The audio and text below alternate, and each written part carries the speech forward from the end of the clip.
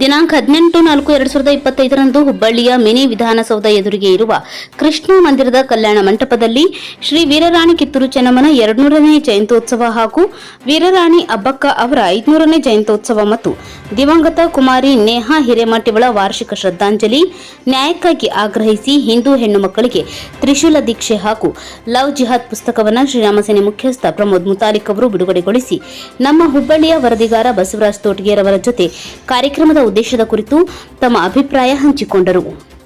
ಬಸವರಾಜ್ ತೋಟಗೇರ್, ಕರಾಳ ಸತ್ಯ ನ್ಯೂಸ್, ಹುಬ್ಬಳ್ಳಿ. ಹಿಂದೂ ಹೃದಯ ಸಾಮ್ರಾಟ ಶ್ರೀರಾಮ ಸೇನೆಯ ಮುಖ್ಯಸ್ಥ ಪ್ರಮೋದ್ ಮುತಾಲಿಕ್ ಅವರು ಇವತ್ತು ಈ ಹುಬ್ಬಳ್ಳಿಯಲ್ಲಿ ನಮ್ಮ ವಾಣಿಜ್ಯ ನಗರ ಹುಬ್ಬಳ್ಳಿಯಲ್ಲಿ ಏನಿದೆಯಲ್ಲ ಒಂದು ಕಾರ್ಯಕ್ರಮವನ್ನು ಆಯೋಜನೆ ಮಾಡಿದ್ದಾರೆ.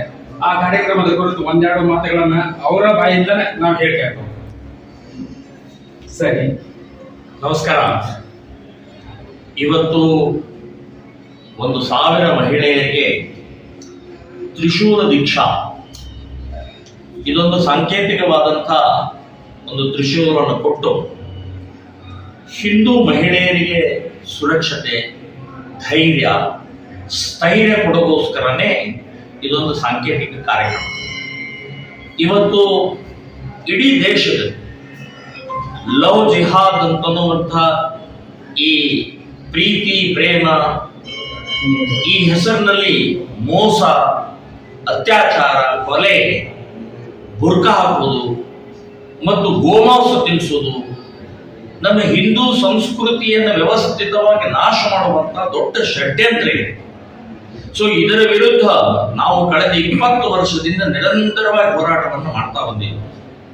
ಆದರೂ ಕೂಡ ನಿರಂತರ ನಡೀತಾನೇ ಇದೆ.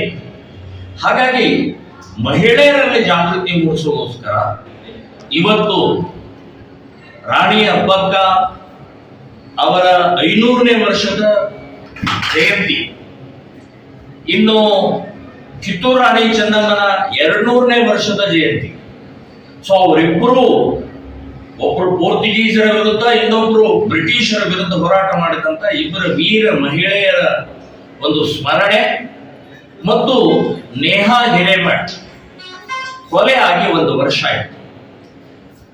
ಕೋರ್ಟು ಏನು ಮಾಡಲಿಲ್ಲ, ಪೊಲೀಸ್ ಸ್ಟೇಷನ್ ಕೈ ಬಿಟ್ರು, ನಮ್ಮ ಸಮಾಜ ಮರೆತು ಹೋಯಿತು. ಹಾಗಾಗಿ ನಾವು ಸಂಘಟಕರಾದಂಥವರು ಅದನ್ನ ಜಾಗೃತಿ, ನೆನಪು, ಕೋರ್ಟಿಗೆ ಎಚ್ಚರಿಕೆ ಕೊಡೋಗೋಸ್ಕರ ಈ ತ್ರಿಶೂಲ ದೀಕ್ಷಾ ಸಮಾರಂಭವನ್ನ ಇವತ್ತು ಆಚರಣೆಯನ್ನು ಮಾಡ್ತಾ ಇದ್ದೀವಿ.